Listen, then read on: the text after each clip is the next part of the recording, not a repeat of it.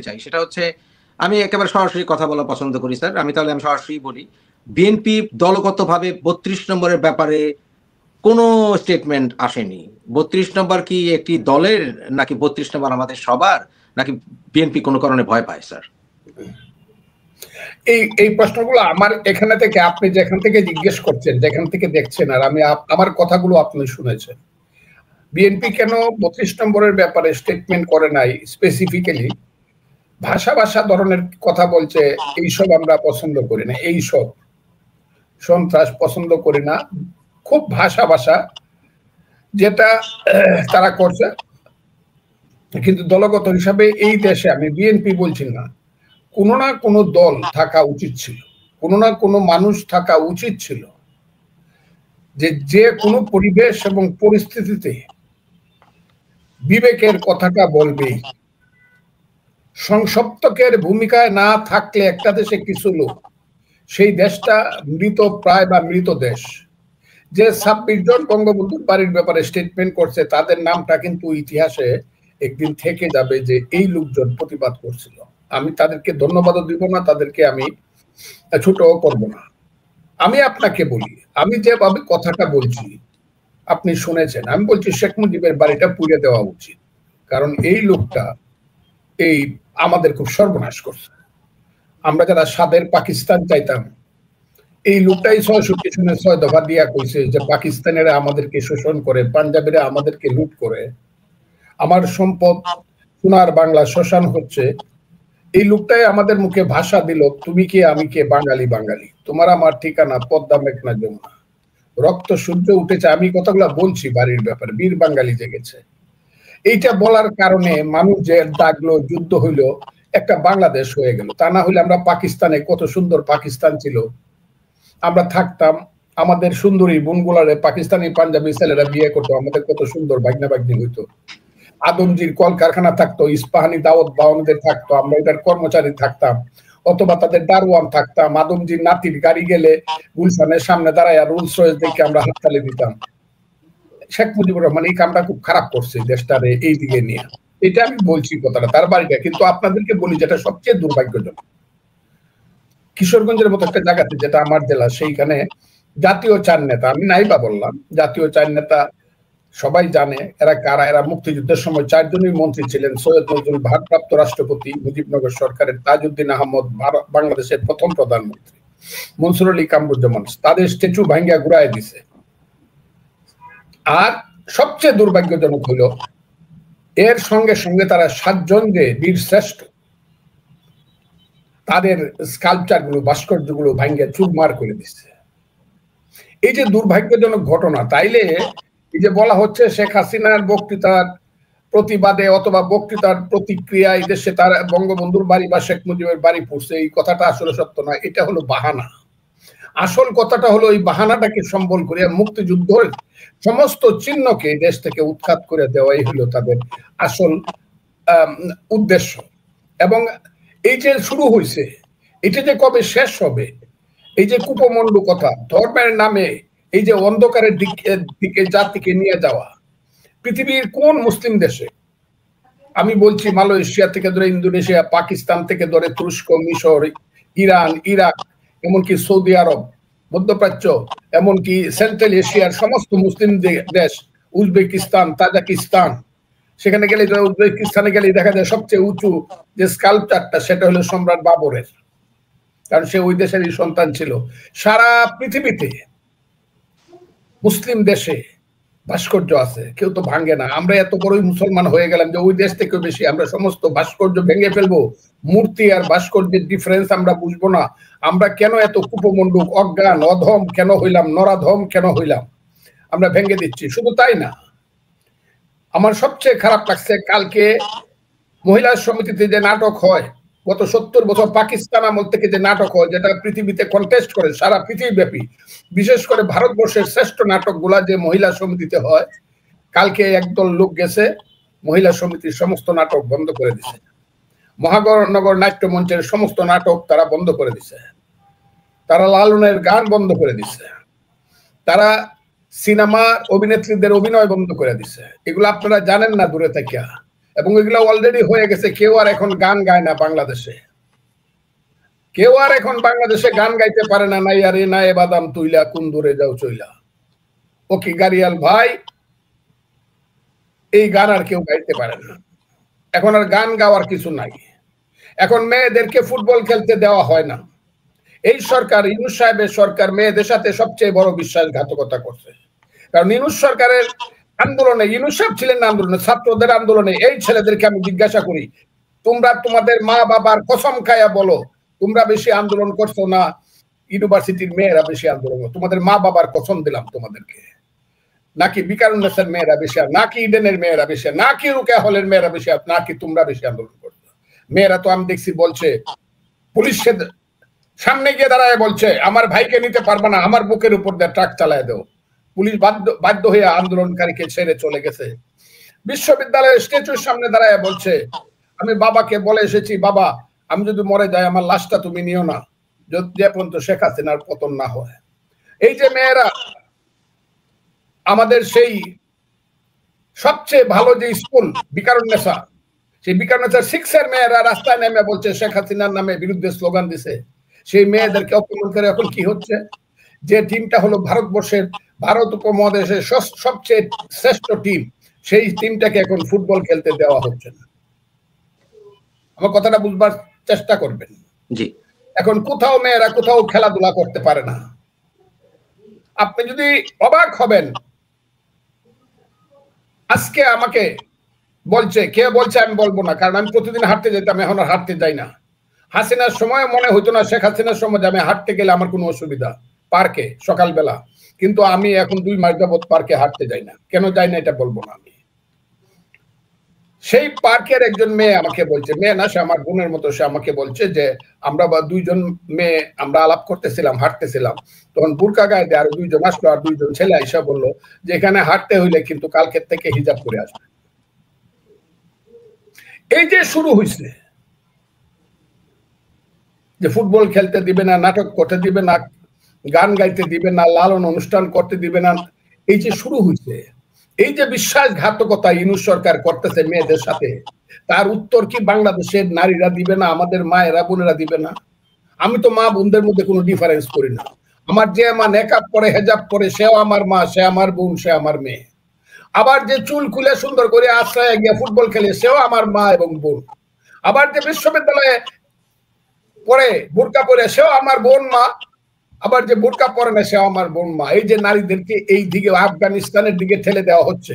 আফগানিস্তানের মেয়েরা ক্লাস 5 এ বেশি পড়তে পারে না, এখন দেখছি তারা গোপনে এসে পাকিস্তানে লেখাপড়া করে। এই দেশটা কি এই মধ্যযুগের দিকে নিয়ে যাওয়ার জন্য 5ই আগস্ট হয়েছিল কিনা? আমি আন্দোলনকারী সন্তানদেরকে জিজ্ঞাসা করতে চাই, তোমরা এই দেশটাকে কোথায় নিতে চাও এটা দয়া করে বলো তোমরা, না হলে আমাদেরকে মেরে ফেলো। তোমরা এসে ব্রাশ ফায়ার করে আমাদেরকে মেরে যাও, তারা এই পৃথিবীতে কেন জন্মগ্রহণ করে, যুদ্ধ করে কেন দেশ স্বাধীন করছে। কিন্তু স্যার এই ছাত্ররা যারা এখন নিজেদেরকে সমন্বয়কারী হিসাবে সামনে আছে, এই সমন্বয়কারী ডাজন্ট নেসেসারিলি মিন যে শেখ হাসিনার বিরুদ্ধে যারা আন্দোলন করেছিল, ছাত্ররা, সাধারণ জনতা, তাদের এই সকল স্টেপ যেগুলো আমরা কখনো ভাবতেও পারিনি শেখ হাসিনার বিরুদ্ধে আন্দোলনের সময়, যে তারা এই এজেন্ডাগুলো নিয়ে আসবে, তাহলে তারা কোন কারণে, কোন সাহসে, কোন যুক্তিতে বলে যে তারা যা বলছে সেটা সকল ছাত্র জনতা? আমি দেখেছি মিডিয়াতে বলা হচ্ছে ছাত্র জনতা 32 নম্বর ভেঙেছে। স্যার এখানে ছাত্র জনতা না, তাদের একটা ফ্রিঞ্জ ফিউ যারা কিনা এই এজেন্ডা নিয়ে আসছে। এর জন্য তো এটা তার মনে করার কোনো যুক্তি নেই যে বাংলাদেশের সকল ছাত্র সমাজ তাদেরকে সমর্থন করছে। এটা তো স্যার একটি অন্যায় বিষয়। এখন যখন তারা এই হুমকি দিচ্ছে এবং তাদেরকে উস্কে দিচ্ছে, আমরা এখন বুঝতে পারি যে নির্দিষ্ট গোষ্ঠী কারা, এবং কয়েকজন তারা দেশের বাইরে থেকে উস্কে দেয়। এমনকি আপনার মতো একজন স্বনামধন্য, ইভেন আমার কাছে অনেক শ্রদ্ধেয় একজন ব্যক্তিত্ব, আপনাকে পর্যন্ত দেশের বাইরে থেকে স্যার হুমকি দেওয়া হয়। তাহলে এই নেতৃত্বে এদের দ্বারা নির্বাচিত হয়েছেন ডক্টর ইউনূস, উনি নিজে বলেছেন। তাহলে যারা হুমকির উপরে চলে, এমনকি সে এজেন্ডা নিয়ে আসছে যেগুলো আমরা জানতামও না, কিভাবে বিএনপি আশা করে দ্রুত নির্বাচন হোক, কালকে হোক, হলেও এই নির্বাচন তারা সুষ্ঠু হতে দিবে যখন তারা জাতীয় পার্টি সহ বিভিন্ন অফিস পর্যন্ত জ্বালিয়ে দিচ্ছে, তারা 32 নম্বর ভাঙার তারা সাহস রাখে, তারা তার বিভিন্ন গ্রামে গঞ্জে পর্যন্ত তাদেরকে রোখার হুকুম দেওয়া হচ্ছে, ডক্টর ইউনূস নিজে বলেছেন। এবং আমার কথা হচ্ছে আপনি কিভাবে আশা করেন যে বিএনপি সুষ্ঠু নির্বাচন আশা করবে এই উপদেষ্টা মণ্ডলীর অধীনে? আপনার কি মতামত স্যার? আমি আপনাকে অনুরোধ করবো, আপনি অনেক দূরে আছেন, আপনি বিএনপির সাংঘাতিক সমর্থন, আপনি বলছেন আমাদের ভারপ্রাপ্ত চেয়ারম্যানের আপনি ক্লাস ফ্রেন্ড, আমি আপনাকে অনুরোধ বিএনপি নেতাদেরকে এটা জিজ্ঞাসা করেন। আমি যেদিন জিজ্ঞাসা করবো সেদিন, বা আমি জানতে চাবো সেদিন, কিন্তু জানতে চাবো যে তারা কালকে কেন গিয়ে ইউনূস সাহেবের সামনে ছাত্রের মতো হাত জোর করে বসেছিল। আমি এটা জানতে চাবো বাংলাদেশে, যে মির্জা ফখরুল ইসলাম আলমগীরের মতো লোকজন, একজন নেতা যার পিছনে বাংলার 99% বিএনপি নেতা কর্মীর, সব কর্মীর সময়, এত জনপ্রিয় নেতা এখন বাংলাদেশের ভিতরে কেউ নাই, বাইরে কেউ থাকতে পারে, বাইরে আছে আমাদের ম্যাডাম আছে বা তারেক, সেটা আমি যদি ধরেও নেই, কিন্তু ফিল্ডে মির্জা ফখরুল ইসলাম আলমগীরের মতো জনপ্রিয় নেতা নাই। উনি কেন গিয়ে ছাত্রের মতো বসে রইল? আর ওইসব বেয়াদবেরা যারা তার সন্তানের সমান তার সামনে বৈশা বৈশা প্রফেসরের মতো শিক্ষা দিল, আমি এটা কিন্তু বিএনপিকে জিজ্ঞাসা করবই, এবং জাতির সামনে দিকে তারা কেন বসে থাকবে গিয়ে তাদের সামনে? এইসব যারা বেয়াদবি করে, মানুষকে সম্মান দেয় না, আনকালচার, সমস্ত রাজনৈতিক নেতারা গিয়ে ছাত্রের মতো বসে রয়েছে। তারপরে মুবাসির ভাই, জি আমি একটা প্রশ্ন করবো ফজলু ভাইকে, এই কথাটার প্রসঙ্গে আমি নিয়ে আসবো সামনে। ফজলু ভাই, আপনি যে কথাটা তুলছেন, আমি তার সূত্র ধরে একটা কথা বলছি। এই যে কি জাতীয় ঐক্য কমিশন, বা এই যে রিসেন্টলি গত, আপনি যার কথা বলতেছেন, গত 2-1 দিনের মধ্যে মিটিং হলো, বিএনপিও পার্টিসিপেট করেছে, যে 33-35% আওয়ামী লীগকে বাদ দিয়ে অ্যাডাল্ট ভোটার্স পপুলেশন বাদ দিলাম, অ্যাডাল্ট ভোটার্স জাতীয় ঐক্য কমিশনে, জাতীয় কি এটা ঐক্য হচ্ছে না অনৈক্য হচ্ছে? এটাও আপনার কাছে আমার প্রশ্ন উত্তর করে দিলাম। জি, আমি যে কথাটা বলছিলাম সেটা আগে বলি। এইভাবে সমস্ত বাংলাদেশের রাজনীতিবিদদেরকে ডেকে নিয়ে, সমস্ত দলকে ডেকে নিয়ে, যদি আওয়ামী লীগ সেখানে ছিল না, থাকার কথা নয় এই মুহূর্তে, ডেকে নিয়ে যে অপমান কালকে করেছে, এবং আলাপ আলোচনার পরে যেভাবে ব্রিফ করা হয়েছে, এত অবজ্ঞা সমস্ত রাজনৈতিক দলগুলোকে করলো, তারপরে কিন্তু আমি সমস্ত রাজনৈতিক দল আজকে সারাদিনে কোনো প্রতিক্রিয়া দেখি নাই। সবাইকে শুধু ক্ষমতায় যেতে চায়। বিএনপি তো 3 বার ক্ষমতায় ছিল, 3 বারের ক্ষমতা বিএনপিকে কি দিছে এখনো যদি বিএনপির নেতারা না বুঝে, এই দেশ যদি বিএনপি না বুঝে দেশ কোথায় যাচ্ছে, ইরানের সেই বনি সদরের মতো নেতারা যদি না বুঝে, বিএনপির নেতারা, যে 1 বছর পরে তাদেরকে ধাক্কা দিয়ে ফালায় ইমাম খুমেনিরা আসবে, তাহলে জাতির কপালে দুঃখ আছে। আমি কথাটা বলে দিলাম। বিএনপিকে খুব সুস্পষ্ট ভাবে বলতে হবে যে কোন জায়গায় তারা দাঁড়ায় থাকবে, কোন জায়গায় দাঁড়াবে বাংলাদেশে, গণতন্ত্র কতটুকু, মুক্তিযুদ্ধ কতটুকু, মানুষের পেটের ভাত পরনের কাপড় কতটুকু, মানুষের শিক্ষা চিকিৎসার অবস্থা কতটুকু তারা দিবে, 31 দফায় সব বলে দিছে। কিন্তু এটার বিরুদ্ধে স্টেট দাঁড়াইতে হবে। এবং একটা কথা আমি খুব ক্লিয়ার ভাবে বলতে চাই, আজকে কিন্তু মুক্তিযুদ্ধ মৃত্যুর মুখামুখি। একদল ঘাতক চেষ্টা করতেছে মুক্তিযুদ্ধকে মেরে, আমি ঘাতক বললাম তাদেরকে, এই কালো শক্তি চেষ্টা করতেছে মুক্তিযুদ্ধকে হত্যা করার জন্য। এখানে বিএনপির যদি ভূমিকা না থাকে, আমার ধারণা বিএনপির ভূমিকা থাকা উচিত। আমি এর বাইরে আর কিছু বললাম না। মুক্তিযুদ্ধ সম্পর্কে বিএনপি সুস্পষ্ট বক্তব্য থাকা উচিত। ধন্যবাদ স্যার। আমরা ইলেকশন দেন আর আমরা মেজরিটি হয়ে যাবো, না, জিনিসটা এই জায়গাতে না। একটা রাষ্ট্র নির্ভর করে তার ফিলোসফি কি, তার ইডিওলজি কি, তার স্ট্যান্ড পয়েন্ট কি, তার পিলার কি, তার মূলনীতি কি, সবকিছুর উপর একটা রাষ্ট্র নির্ভর করে। খালি আমি ক্ষমতায় গেলাম কি গেলাম না সেটা পরের ব্যাপার। কিন্তু নির্দিষ্টভাবে মুক্তিযুদ্ধ যে বাংলাদেশের মা, মুক্তিযুদ্ধের পেট চিরে যে বাংলাদেশের সৃষ্টি হয়েছে, এই জায়গাটা কেউ না কেউ এটাকে প্রতিষ্ঠিত বা এটাকে প্রকাশ করতে, এটার পক্ষে দাঁড়াইতে হবে। আর মুক্তিযুদ্ধ যদি বাদ দিয়ে দেন, it is not Bangladesh, it is not Bangladesh. কারণ মুক্তিযুদ্ধের পরেই দেশের নাম, মধ্য দিয়ে দেশের নাম বাংলাদেশ। এর আগে তো পাকিস্তান ছিল। কাজে যারা মুক্তিযুদ্ধ চান, এটা লিখতে হবে পূর্ব পাকিস্তান। লেখেন আগে, লিখে তারপরে রাজনীতি করেন। বিএনপির তো নাম রেখে প্রথমটাই বাংলাদেশ জাতীয়তাবাদী দল। কাজে আমি আজকে বলি, আপনারা যে প্রশ্নটা তুলতেছেন এইগুলো খুব কঠিন প্রশ্ন, কিন্তু বিএনপির কাছ থেকে কিন্তু বাংলাদেশের মানুষ অনেক কিছু আশা করে, অনেক আশা করে, অনেক সুস্পষ্ট বক্তব্য আশা করে। খালি ক্ষমতায় যাইতে চাই একটা নো, অনেক সুস্পষ্ট বক্তব্য বিএনপির কাছ থেকে আশা করে। আমার দল সেটা দিচ্ছে। আমাদের নেতা তারেক রহমান সাহেব, ভারপ্রাপ্ত চেয়ারম্যান, তিনি অনেক ম্যাচিউর বক্তব্য এখন রাখছেন, কিন্তু দেশের ভিতরে যা হচ্ছে সেটা আমার কাছে খুব সুস্পষ্ট ভাবে মনে হচ্ছে না যে একটা রাষ্ট্র যন্ত্রকে দায়িত্ব নেওয়ার মতো করে যে প্রিপারেশন, এই প্রিপারেশনটা তারা সঠিকভাবে নিচ্ছে। আর যে কথাটা জমির চৌধুরী বললো আওয়ামী লীগের ব্যাপারে, আওয়ামী লীগ আসবে কি আসবে না, থাকবে কি থাকবে না, এই কথাটা আমার মুখ দিয়ে না বলা নেই ভালো। কারণ আমি এই কথা কইতে কইতে আমাকে সবাই বলে তো বিএনপি করে না, সে আওয়ামী লীগের দালালি করে। আমাকে দিয়ে বলায়েন না আপনারা। আমি মনে করি আওয়ামী লীগ হোক বিএনপি হোক, আওয়ামী লীগকে এখন বললেও, আওয়ামী লীগ যদি বলে ইউনূস সাহেব ডাকে, তাও আসতে পারবে না। যদি আওয়ামী লীগ ইউনূস সাহেব সরকারের, আমি মনে করি না যে ইউনূস সাহেবের সরকার যেভাবে তাদের নিরপেক্ষতা হারিয়েছে, সেই ইউনূস সাহেবের সরকারের অধীনে কোনো নির্বাচন সঠিক হবে, এটা আমি মনে করি না। তারপরে আমি মনে করি যদি ইলেকশন হয় ইউনূস সাহেবের অধীনে বা নির্বাচন কমিশনের অধীনে, নির্বাচন কমিশনের আমি কিছু বলছি না, এখন তাদের কোনো ত্রুটি আমি এখন পর্যন্ত পাইনি। যদি ইউনূস সাহেবের অধীনে কোনো ইলেকশন হয়, ফ্রি ফেয়ার ইলেকশন হলে আওয়ামী লীগকে ডাকলেও আওয়ামী লীগ কতটুকু দ্রুত আসতে পারবে, যে কতটুকু তারা। তবে আমি সবসময় বলি মিস্টার জমির চৌধুরী, আওয়ামী লীগের রাজনীতি কিন্তু থেকে যাবে। কারণ এই দেশে আমরা যত কথাই বলি, বাঙালির সংখ্যা কিন্তু 99%। বাঙালি জাতিসত্তার সংখ্যাটা হলো 99%।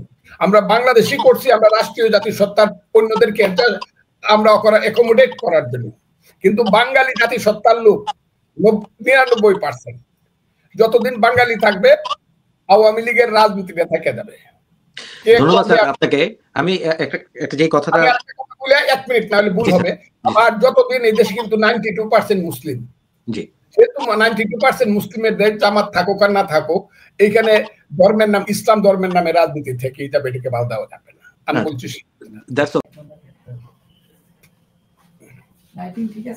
আসসালামু আলাইকুম সুধী দর্শক, আপনারা যে যেখানে আছেন আশা করি ভালো আছেন। তবে আজকে বাংলাদেশের যে পরিস্থিতি, এই পরিস্থিতিতে আমি অন্তত মানসিকভাবে ভালো নেই।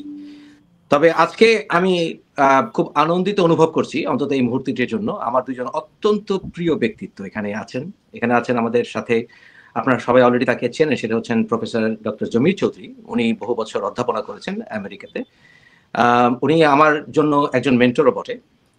উনি আমাকে অনেক সময় অনেক উপদেশ দিয়ে উনি আমাকে ধন্য করেন, আমাকে সমৃদ্ধ করেন। আমাদের সাথে আছেন বীর মুক্তিযোদ্ধা, আজকের বিশেষ অতিথি, আমাদের আইনজীবী হিসেবে আমাদের senior advocate Fazlur Rahman. Advocate Fazlur Rahman বর্তমানে বেগম খালেদা জিয়ার উপদেষ্টা এবং উনি প্রাক্তন ছাত্রলীগ প্রেসিডেন্ট। প্রথমে শুরু করছি, প্রফেসর জমিত, আপনি কেমন আছেন? ভালো আছি, ধন্যবাদ। আপনাকে অনুষ্ঠানে স্বাগতম। আজকে আপনাকে অনুষ্ঠানে স্বাগতম। আমার সাথে আছেন অ্যাডভোকেট ফজলুর রহমান। স্যার, আপনি কেমন আছেন? আমি ভালো আছি, আপনাকে অসংখ্য ধন্যবাদ, এবং আমার ভাই জমির চৌধুরীকেও ধন্যবাদ। এক সময় আর আমরা একসাথে পলিটিক্স করছি। আফটার 75 চাকসুর জিএস ছিল, বিখ্যাত ছাত্র নেতা ছিল। আজকে সে অনেক ধন্যবাদ। দুইজনকে অভিনন্দন জানাচ্ছি, যারা শুনছেন তাদেরকে সালাম জানাচ্ছি। আসসালামু আলাইকুম। Thank you sir, thank you. আমি প্রথমেই প্রফেসর জমি চৌধুরী দিয়ে শুরু করছি। প্রফেসর জমি চৌধুরী, আপনিও ছাত্রলীগ নেতা ছিলেন এবং আপনার সাথে সহযোদ্ধা অ্যাডভোকেট ফজলুর রহমান উনিও আছেন। আমি সরাসরি একটি তির্যক প্রশ্ন দিয়ে শুরু করি। ছাত্রলীগকে নিষিদ্ধ করা হয়েছে, এই বিষয়ে আপনার অভিমতটা কি, সংক্ষেপে যদি বলেন? আমি আজকে মূল খুব একটা আলোচনাও করব না, কারণ আমার নেতা, এক্স নেতা, প্রিয় এবং খুবই রেসপেক্টেড, বাংলাদেশে যে কয়েকজন ব্যক্তিত্ব খুবই কম। 75-এর বঙ্গবন্ধুর মৃত্যুর পরে এক কাদের সিদ্দিকী বলছিল আমি তৃতীয় সন্তান বেঁচে আছি। ফজলু ভাইরাও ওই অঞ্চলের লোক। ফজলু ভাই কাদের সিদ্দিকীর সাথে ছিল, যুদ্ধ করছে একসময় ভারতেও গেছিল। এই ফজলু ভাইয়ের যে কন্ট্রিবিউশন এস এম ইউসুফ 75-এর পরে, আওয়ামী লীগকে রিভাইভ করার পিছনে যে কয়েকজন ব্যক্তিত্ব কাজ করেছে ছাত্রলীগকে রিভাইভ করার পিছনে, ফজলু ভাই, আমি বলবো যদি আপনি 2-4-5 জনের নাম বলেন বাংলাদেশে, তার মধ্যে অন্যতম ফজলু ভাই, there is no question about it. ওনার আরেকটা ইউনিক পার্সপেক্টিভ আছে যেটা আমাদের অনেকের নাই, অভিজ্ঞতাও নাই। সেটা হচ্ছে উনি একসময় শ্রমিক আন্দোলনের নেতা ছিলেন, শ্রমিক নেতা ছিলেন। এটা খুব ইন্টারেস্টিং। উনি ছাত্রলীগে এসে ছাত্রলীগের মোটামুটি আমরা ওবায়দুল কাদেরকে যে যতই কিছু বলুক, ছাত্রলীগের 2 জন অনর্গল বক্তার মধ্যে কবিতা দিয়ে যারা যে বক্তৃতা দেয় মানুষকে উন্মুখ, আমার নির্বাচনেও গিয়েছিলেন ফজলু ভাই, চাকসু নির্বাচনে, ফজলু ভাই তার মধ্যে অন্যতম। সো আমি এটুকুই শুধু বলবো ছাত্রলীগ সম্পর্কে, ছাত্রলীগকে নিষিদ্ধ করার আগে শিবিরকে নিষিদ্ধ করা দরকার ছিল। আমি ছাত্রলীগের গুণ কীর্তন গাইব না, যে পরবর্তী লিডারশিপ গুলো, ফজলু ভাই জানে এই ঘটনাগুলো। আমি 75 পরে আওরঙ্গের বিরুদ্ধে ওপেন ছাত্রলীগ কেন্দ্রীয় কমিটিতে বক্তৃতা দিয়েছি। আওরঙ্গ, জিলকত, এই লুঠেরা যারা আছে, সন্ত্রাসবাদী যারা আছে, লাঠিয়াল যারা আছে, অস্ত্রধারী যারা, লিয়াকত, হান্নান, এদের বিরুদ্ধে আমাকে তো ইয়ে বলছিল, ওই যে আপনার তখন আওরঙ্গের লোক, মিয়া চিটাং থেকে এসে মাস্তানি করো, ঠ্যাং ফালাই দিব। ফজলু ভাই সাক্ষী। সেই ছাত্রলীগকে রিভাইভ করার পেছনে ফজলু ভাইয়ের যে কন্ট্রিবিউশন, এটা আমি ফজলু ভাইকেই থ্রো করবো প্রশ্নটা। Thank you. ফজলুর রহমান স্যারকে বলছি, স্যার আমাকে সবাই উদ্ভট মনে করে কেউ কেউ, কারণ মূল কারণ হচ্ছে যে আমি বিএনপিকে খুব ভালোবাসি। আমার বন্ধুর 80% তারা বিএনপি করে, আমি তারেক রহমানের সহপাঠী, এবং আমার জিয়াউর রহমানের প্রতি ভালোবাসা দেখে বা এট দ্য সেম টাইম বঙ্গবন্ধুর প্রতি আমার ভালোবাসা দেখে সবাই একটু অবাক হয় যে আমি কেন বহুদলীয় গণতন্ত্রের কথা বলছি, এবং এট দ্য সেম টাইম আমি কেন আবার ছাত্রলীগ নিষিদ্ধের বিরুদ্ধে কথা বলছি, আমি কেন 32 নম্বর ভাঙার বিরুদ্ধে আমি সোচ্চার হচ্ছি। স্যার আমি কি উদ্ভট?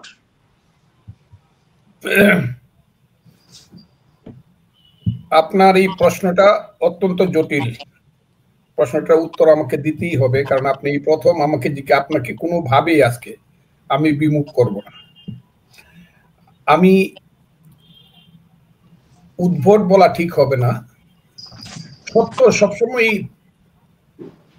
কঠিন হয়, সত্যকে অনেকেই মানতে পারে না। আমি ছাত্রলীগ করতাম, সেই ছাত্রলীগ ভিন্ন ছিল যদিও। জমির চৌধুরী যে কথাটা বলছে, ছাত্রলীগের মূলত হেমছত্র যুগ যেটা, সোনালী যুগ যেটা, সেটা 60-এর দশক 70-এর দশক। সেই সময়ে ছাত্রলীগে যারা ছিলেন, আমি সবার নাম একে একে বলতে পারি, নাইবা বললাম, এখন আর বহুবার বলছি। তারপরে শাহ মুয়াজ্জেম, শেখ ফজলুল হক মনি, ওবায়দুর রহমান, সিরাজুল আলম খান, আব্দুর রাজ্জাক, ফেরদৌস আহমদ কুরাইশি, তারপরে আব্দুর রৌফ, খালেদ মোহাম্মদ আলী, তুফাইল আহমদ, আসম আব্দুর রব, নূরে আলম সিদ্দিকী, শাহজাহান সিরাজ। মুক্তিযুদ্ধের আগে এ হলো ছাত্রলীগের 62 থেকে 70-এর টিম। এরা সবাই যার যার নামে, যার যার কর্মে এরা আকাশের স্টার। এরা they are the star politician, they were the star politician. প্রায় সবাই চলে গেছে, প্রায় সবাই চলে গেছে, বেঁচে আছে শুধু সম্ভবত বেঁচে আছেন আমার ধারণা জনাব তুফাইল আহমদ, মৃত প্রায় অবস্থায়। উনার কোনো সেন্স নাই, নিজের নামটা পর্যন্ত উনি মনে রাখতে পারেন না। যদি আমার খুব দুঃখ হয়েছে, উনি দেখতে পারলেন না যে কি অপরাধে, বুঝতেও পারলেন না কি অপরাধে তার বাপ দাদার ভিটে বাড়ি ঘর পুড়ে দেওয়া হয়েছে।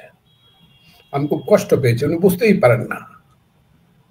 আর একজন জীবিত আছে জনাব আসম আব্দুর রব, উনিও অতটা সুস্থ না, সব কথা মনেও রাখতে পারেন না। সেই যে সোনালী যুগের ছাত্রলীগ, তার পরবর্তী সময় স্বাধীনতার পরে যে ছাত্রলীগ আসলো, সেই ছাত্রলীগটা মূলত, আমি বলছি মূলত 75-এর 15ই আগস্টের পরবর্তী সময় আমরা যারা ছাত্রলীগ করলাম, একজন সাধারণ মানুষ ছিল, তার নাম ছিল গোলাম সারোয়ার। জমির বলতে পারবে, গোলাম সারোয়ার ফ্রম নোয়াখালী।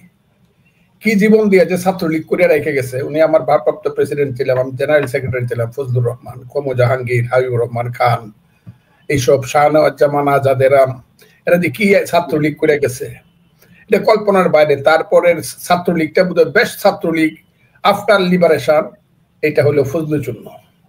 বাংলাদেশের সমস্ত ব্রিলিয়ান্ট ছেলেরা এসে এখানে সন্নিবেশিত হয়েছিল। এরপরের যে ছাত্র শেখ হাসিনা আসলেন, ছাত্রলীগ করলেন, কি কারণে করলেন, কেন কিচেন কমিটি করলেন, ওখানে তার কিচেনে মানু মজুমদার নামে একজন লোক ছিলেন, পরে তাকে এমপিও করা হইল কিচেনে। মানু মজুমদারের যারা কর্মী ভালো হইতো তারাই ছাত্রলীগের পরে কিচেন কমিটি বলা হইতো। এইটা ভালো না। এরই পরিণত হইল ছাত্রলীগ আস্তে আস্তে প্রতিভা বলেন, তার নেতৃত্ব বলেন, তার সমস্ত কিছু অর্জন বলেন, সব হারিয়ে ফেললো। যেহেতু তারা আস্তে আস্তে ড্রয়িং রুম থেকে এবং কিচেন থেকে মনোনীত হতে শুরু করলো, কাউন্সিলে তাদেরকে কিছুই ফেস করতে হলো না। আর কাউন্সিলে ফেস করতে না হলে কোনো প্রতিভার দরকার পড়ে না নেতা হলে, কারণ যারা নেতা বানায় শুধু তাদেরকে খুশি করতে পারলেই। এটাই বাংলাদেশের ছাত্র সংগঠনের এখন সবচেয়ে বড় দুর্ভাগ্য। আমি আজকে বলি ছাত্রলীগকে নিষিদ্ধ করা হয়েছে, ইতিহাসের একটা অংশ ছাত্রলীগ, ওরা অনেক খারাপ কাজ করছে, আমার সন্তান তুল্য, তারপরও কোনো সংগঠনে নিষিদ্ধ হোক এটা আমার দল চায় না, আমি চাই না, কেউই না, এবং সেই নিষিদ্ধ করে কাউকে রাখাও যায় না। এখন কোন নিষিদ্ধের পক্ষে আমরা না। কাজে ছাত্রলীগ, আমি জানি না বাংলাদেশে হয়তো বা একটা সময় যাবে যে সময়টা অনেক বেশি অন্ধকারের যুগ যাবে। একটা পর্যায়ে সূর্য যখন উঠবে তখন বোঝা যাবে দেশপ্রেমিক কারা, এবং তখন ছাত্র সংগঠন নতুন ভাবে গড়ে উঠবে বলে আমি মনে করি। এটা হলো আমার। যদি ছাত্রলীগকে ওরা যে সকল কারণে নিষিদ্ধ করেছে, বা আমার কথা হচ্ছে যদি ছাত্রলীগের ভেতরে অনেক ভুল থাকবেই, সব দলই কম বেশি ভুল থাকে, অবশ্যই ছাত্রলীগের ভেতরে অনেক অপকর্মকারী দুষ্কৃতকারী ছিল। তবে যদি কোনো অপকর্মের জন্য কোনো গোষ্ঠীকে নিষিদ্ধ করতে হয়, আমি তার পক্ষপাতী নই। এই কারণেই যে দলটির মেইন প্রিন্সিপালস গুলো কি, ছাত্রলীগের মেইন প্রিন্সিপালস তার পরিবর্তিত হয়নি। কিন্তু অপকর্মের জন্য হলে শিবির কেন এখন বাংলাদেশের রাজনীতি করতে পারবে? স্যার, আপনারা আমার চাইতে দুজনই বয়োজ্যেষ্ঠ এবং আপনারা আমার চাইতে অনেক বেশি ভালো জানেন এই বিষয়ে। কিন্তু আমরা যখন ঢাকা বিশ্ববিদ্যালয়ের ছাত্র ছিলাম, আমরা সংগ্রাম যখন করেছি, তখন আমরা সব সময় দেখেছি চট্টগ্রামে শিবির কি করেছে, রাজশাহী ইউনিভার্সিটিতে শিবির কি করেছে। তাহলে সেই শিবির আজকে অস্বীকার করে যে তারা রক কাটেনি। এমনকি রক কাটার দুঃস্বপ্ন আমরা দেখতাম, আমাদের অনেক বন্ধুরা রক কাটা খেয়েছে। এটা তো আমাদের নিউজ পেপার পড়ার দরকার নেই স্যার। এবং ছাত্র সংঘ কি ছিল এটাও আপনারা জানেন স্যার। কিন্তু এখনো জামাত যেখানে যুদ্ধাপরাধের জন্য ক্ষমা চায়নি এবং তাদের সেই যুদ্ধাপরাধী নেতাদেরকে তারা হিরো মনে করে, আপনারা মুক্তিযোদ্ধা, এই হিসাবে আমি দুজনের কাছে প্রশ্ন, আপনারা বিশেষ করে, আমি একটু সংক্ষেপে জমি স্যারের সাথে করে আমি প্রশ্নটা ফজলুর রহমান স্যারকে আমি থ্রো করছি। জমি sir, go ahead.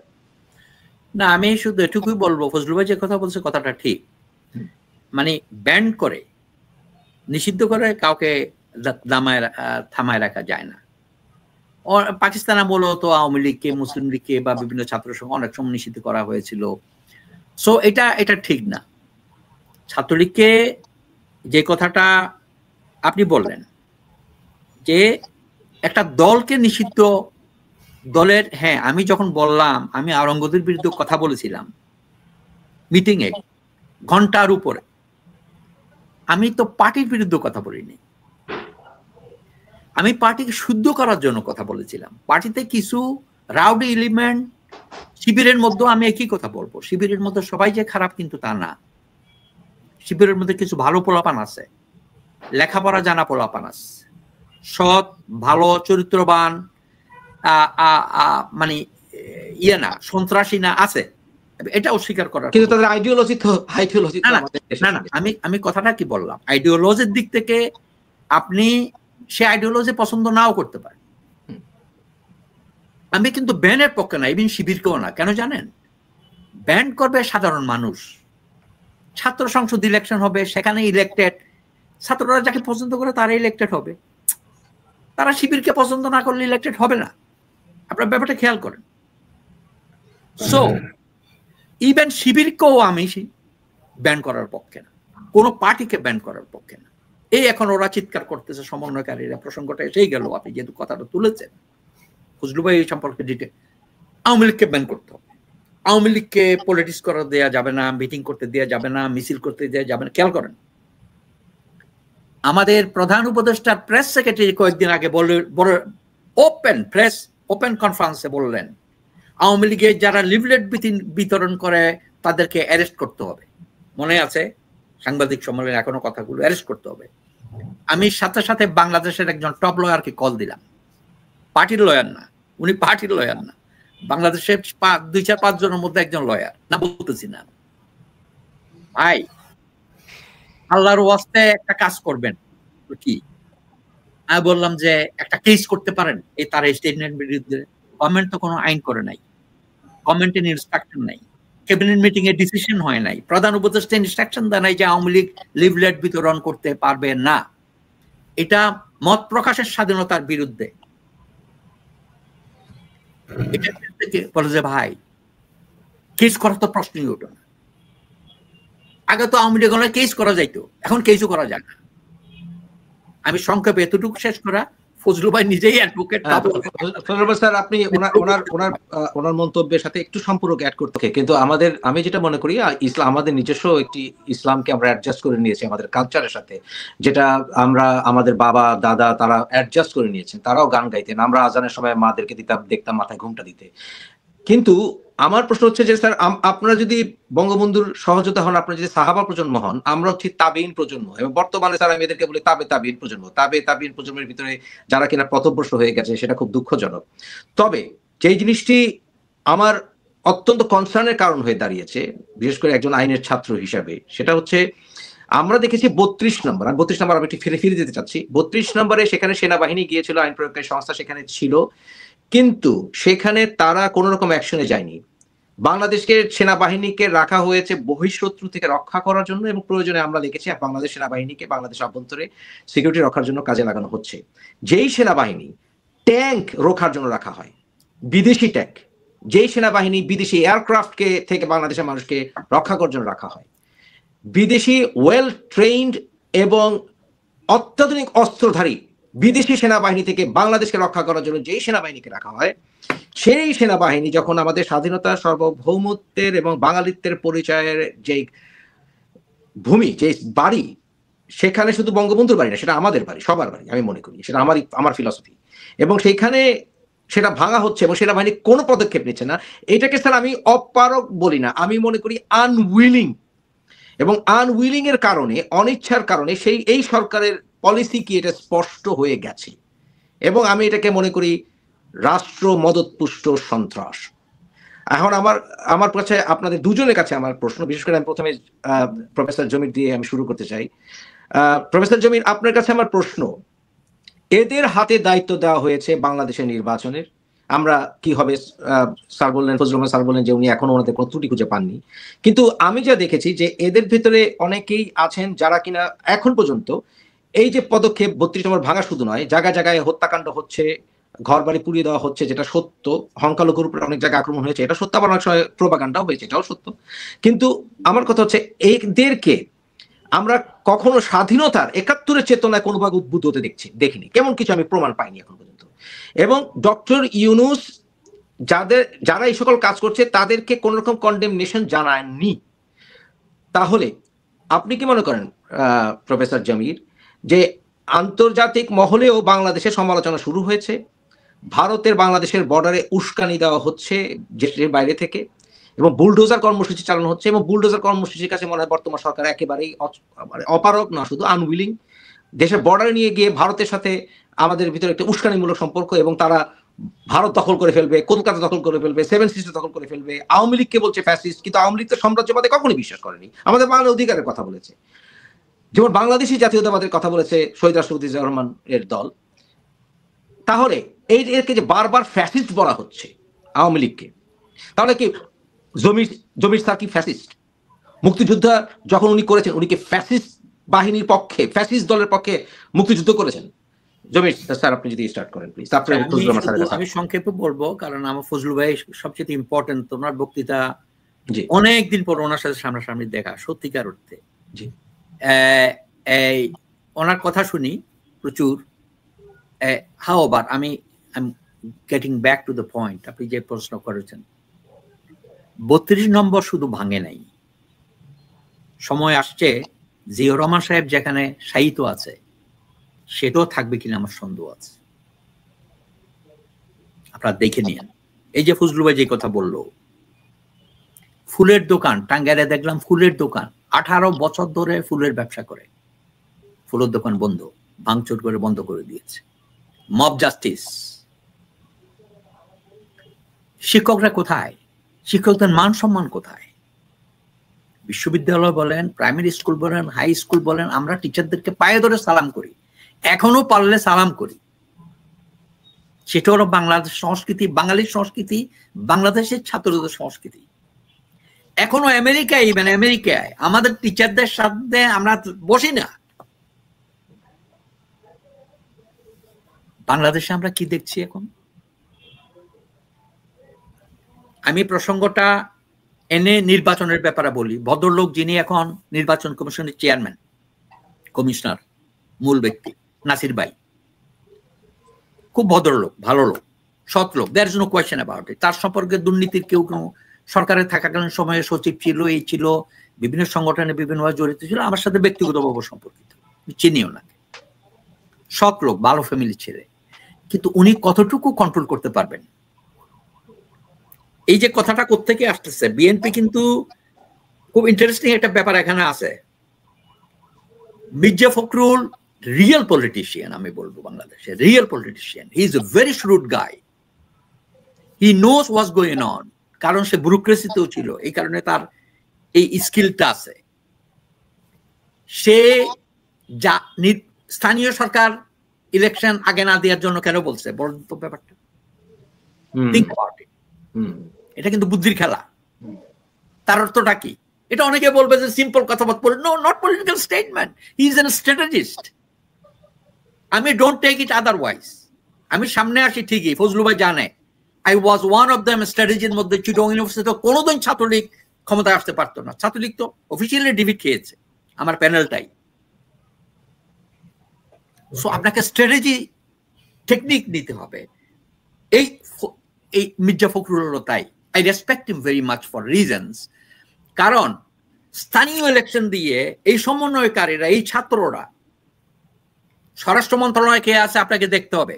General Jahangir একটা অথর্ব লোক। আমি ফিরে জেনারেল জাহাঙ্গীরকে বলছি, ভাই তোমাকে চাকরির দরকার আছে এই বয়সে, মান সম্মান খোয়াইয়া? তোমার টাকা পয়সার দরকার আছে, আর চাকরির দরকার আছে, সম্মানের দরকার আছে?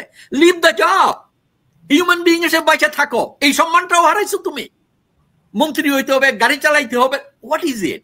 2 দিন তো পরে মরে যাবা। ওখানে কে যাবে? তোমার কবরে কি যাবে? তোমার টাকা পয়সা যাবে, সম্পদ যাবে, ধন সম্পদ যাবে, গাড়ি বাড়ি যাবে, কি যাবে? নাথিং। সো কাকে নিয়ে তুমি ওয়াই কাকে কাকে তুমি ভয় করছো? এই যে স্বরাষ্ট্র সচিব, সেই হিজবুত তাহরিরের লোক শুনলাম। স্বরাষ্ট্র সচিব যে এখন, তাকে সেটার এভিডেন্স আমাদের কাছে আছে, আনা হয়েছে। ওকে, না কেন ওদেরকে বসানো হয়েছে? কেন? কারণ আছে। এই যে মির্জা ফখরুলের কথা, যে স্থানীয় সরকার নির্বাচন করে, ওরা অ্যাডমিনিস্ট্রেটর নিয়োগ করে, বিভিন্নভাবে স্থানীয় সরকারগুলো দখল করে, পরে গ্রামের চেয়ারম্যানদেরকে কিনা is not that difficult. Fazlu ভাই জানে কয়েকভাবে কিনা যায়, ক্ষমতা দিয়ে, ভয় দেখিয়ে, টাকা পয়সা দিয়ে, প্রভাব বিস্তার করে, এনে বন্দি করে ঘরে রাইখা সাইন করো। হয়েছে তো বাংলাদেশে এরশাদকেও তো নিয়ে সাইন করাইয়া ইলেকশন করেছে, করায় নাই? বাংলাদেশ ইতিহাস আছে তো। তো বাংলাদেশের এই জাতীয় নির্বাচনকে প্রভাবিত করার যে কৌশলগুলো ওরা নেওয়ার চেষ্টা করতেছে। এই যে হাতিয়া থেকে একটা ছেলে আছে নাকি, মাসুদ নাকি নাম,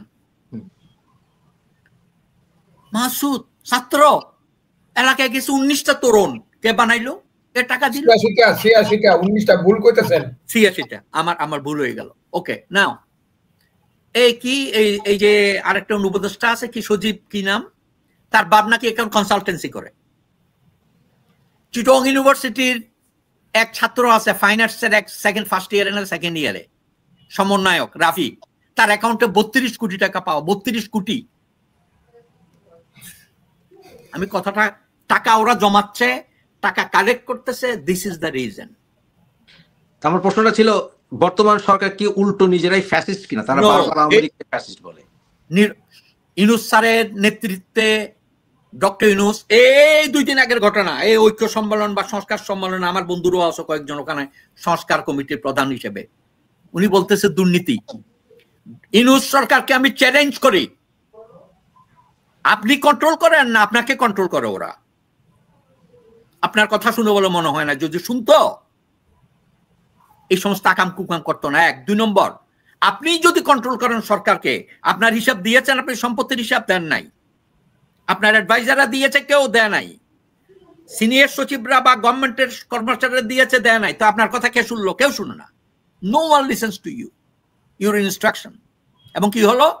দুর্নীতির বিরুদ্ধে আপনি শুধু বলে যাচ্ছেন হাসিনার মতো জিরো টলারেন্স। না, কিন্তু যারা যারা যারা যারা সরি টু 1 মিনিট, যারা বলছেন, আমার যে মূল প্রশ্নটা ছিল, যারা বলছে আওয়ামী লীগকে ফ্যাসিস্ট, তাদের অনেক বিফলতা অবশ্যই আছে, আমি তীর্যক সমালোচনা করেছি তাদেরকে বহুবার, কিন্তু তারা বলছে, যারা আওয়ামী লীগকে ফ্যাসিস্ট বলছে এবং তারা বিএনপির বিরুদ্ধেও পরোক্ষভাবে লেগে গেছে, আমার তাদের কাছে আমার প্রশ্ন বরঞ্চ, স্যার বললেন কিছুক্ষণ ফজলুল আহমদ স্যার, আমরা এখন বাংলাদেশে আউল বাউল গান গাইতে পারি না, 21শে ফেব্রুয়ারির সময় আমরা কোনো গানই শুনিনি, এবং আমরা 7ই মার্চের ভাষণ শুনতে পারবো বলে আমার মনে হয় না, কারণ সেখানে জয় বাংলাদেশ শেষ হয়েছে এবং জয় বাংলা এখন একটা নিষিদ্ধ স্লোগান, এবং এটা মুক্তিযুদ্ধের সময় আপনারা শেষ জয় বাংলা ধ্বনি দিয়েছেন।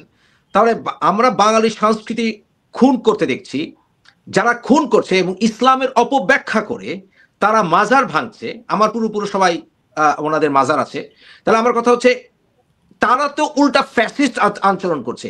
এই কথাটা বলতে কি আমাদেরকে দ্বিধান্বিত হতে হচ্ছে? আমাদেরকে উল্টা বলা হচ্ছে যে আমরাই ফ্যাসিস্ট, এবং শেখ হাসিনা আওয়ামী লীগের দোহাই দিয়ে তারা যারাই বাঙালিত্বের কথা বলবে বা প্রকৃত ইসলামের কথা বলবে তারাই উল্টা ফ্যাসিস্ট ট্যাগ পাচ্ছে এখন, বা ইসলাম বিরুদ্ধ, মানে বাংলা বিরুদ্ধ, যেটা বঙ্গবন্ধু বলেছিলেন ইসলাম খাতরে মে হ্যায়, এই কথা বলে তারা আমাদেরকে পাকিস্তানের শোষণ করেছে। ব্যাপারটা কি সেরকম নয়? 100% ইউ আর কারেক্ট। শুধু একটা কথা বলে আমি ফজলুল ভাইকে দিয়ে দিচ্ছি, ওরা আরো বড় ফ্যাসিস্ট এখন। আপনি মতিউর রহমান সাহেবের, মানব জমিনের মতিউর রহমানের স্টেটমেন্ট দেখেন, তৃতীয় মাত্রার মিজান সাহেবের স্টেটমেন্ট দেখেন, বিভিন্ন সাংবাদিকরা, মানচিত্র, তাদের স্টেটমেন্ট দেখেন, দুর্বলতা কোথায়? ওরা যদি কেউ কথা বলতে পারছে না, কাউকে কথা বলতে দেয়া হচ্ছে না, কেউ কথা বলতে পারছে না, কোর্টে বিচার করতে দেয়া হচ্ছে না। দুর্নীতি দমন কমিশনের কার বিরুদ্ধে কেস হয়েছে পর্যন্ত আমাকে উত্তর দেন, বলেন কার বিরুদ্ধে? ঠিক আছে, আমার ফজলুল স্যার কাছে শুনি। স্যার গো আহেড। ফজলুল ভাই, আমি আপনাদের আলোচনাগুলো খুব মন দিয়ে শুনছিলাম।